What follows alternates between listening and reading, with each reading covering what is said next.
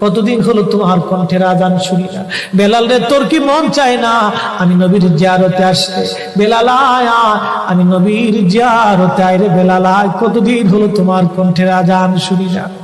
স্বপ্ন যখন নবীজি দেখাইছে, এ মুসলমান, হযরত বেলাল সুদূর সিরিয়ার দামেস্ক থেকে পাগলের মতো দৌড়াইলেন, পাগলের মতো ছুটে আসলেন।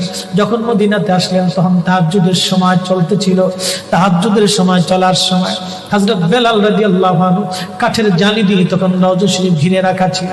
ওই জালির পাশে বসে বসে জালির সঙ্গে মাথা ঠেকাইয়া নবীর পাগল বসে বসে গুনগুন গুনগুন করে কাঁদে আর বলে, হুজুর আপনি আসতে বলেছিলেন, গোলাম এসে হাজির হয়েছে। নবী গো, আজান দিতে বলেছেন, আমি আজান দিলে আপনি আগে নামাজ আসতেন, এখন আজান দিলে কি নবী আপনি নামাজে আসবেন? হুজুর এখন আজান দিলে কি আপনি নবী নামাজে আসবেন?